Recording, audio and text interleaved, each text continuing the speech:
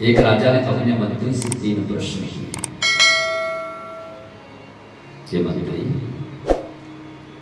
तू बड़ा बुद्धिमान है और मैं तुझसे कुछ पूछना चाहता हूँ। मंत्री ने हाथ जोड़ करके कहा, राजा आप पूछिए, आप क्या पूछना चाहते हैं।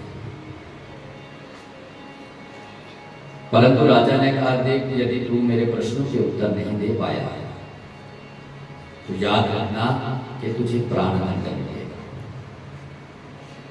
मंत्री ने हाथ जोड़ करके कहा कि महाराज आप प्रश्न पूछिए, तो आपके कैसे प्रश्न है, मैं पहले प्रश्न तो जान लूं, उसके बाद आपके प्रश्नों के उत्तर दूंगा। तो राजा ने अपने मंत्री से 3 प्रश्न किए। यदि भगवान है तो वो क्या करता है, वो भगवान यदि है तो वो कहाँ रहता है। दूसरा प्रश्न हुआ, वो कहाँ रहता है। और उस परमात्मा का मुख तीसरा प्रश्न किया राजा ने मंत्री से, थोड़ा सा उस परमात्मा का यदि मुख है तो उस परमात्मा का मुख कौन से दिशा की। तो एक राजा ने अपने मंत्री से 3 प्रश्न किए। मंत्री ने कहा कि राजा, मैं आपसे 3 दिन का समय मांगता हूं। 3 दिन में यदि मैं आपके प्रश्नों के उत्तर नहीं दे पाया तो आप मुझे प्राणदंड दे दो। राजा के द्वारा मंत्री को 3 दिन का समय दिया गया है। अब जैसे ही मंत्री अपने घर आया, मंत्री की सबसे छोटी बेटी थी, जैसे अपने पिता के मुख पर विषाद देखा, दुख देखा, तो बिटिया ने पूछ दिया, पिताजी क्या बात है, आपको कोई दुख है, आपको कोई चिंता है। मंत्री ने कहा, नहीं बिटिया, ऐसी कोई बात नहीं, परंतु एक बात मुझे सताई जा रही है। मंत्री की बेटी ने पूछा, पिताजी कौन सी बात।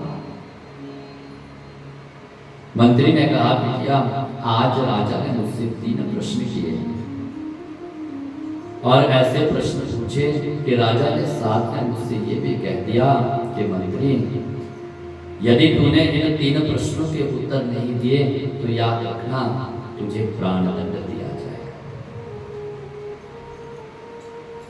मंत्री की बेटी ने कहा, पिताजी ऐसे कौन से राजा ने प्रश्न पूछे। मंत्री कहता है, राजा ने मुझसे प्रश्न किए, यदि वो भगवान है वो क्या करता है, वो भगवान कहाँ रहता है, और उस परमात्मा का कौन सी दिशा की।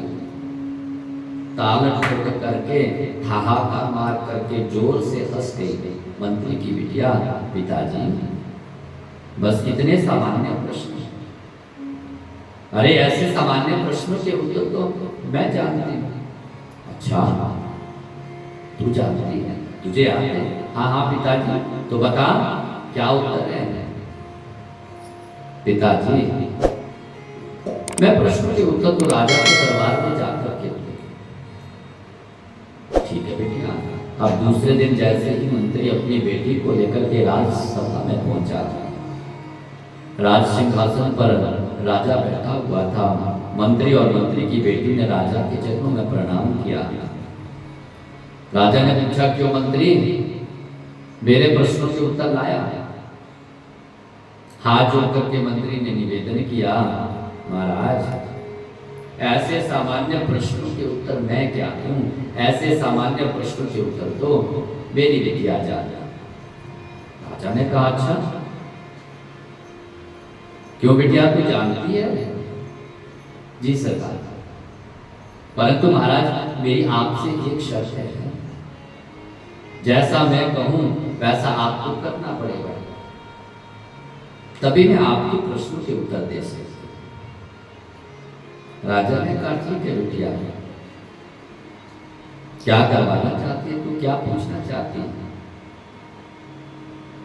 मंत्री की बेटी ने कहा, महाराज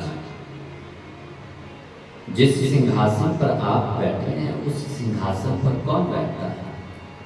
राजा ने कहा बिटिया एक राजा बैठता है जो प्रजा का निरीक्षण परीक्षण करता है, प्रजा की देखभाल करता है, और राजा इस सिंहासन पर बैठ करके जो प्रजा को आदेश देता है वो प्रजा को मान्य होता है, प्रजा उसे स्वीकार करती है बिटिया। मंत्री की बेटी ने कहा ठीक है महाराज, आपने कहा कि इस सिंहासन पर राजा बैठता है, प्रजा राजा के अनुसार कार्य करती है,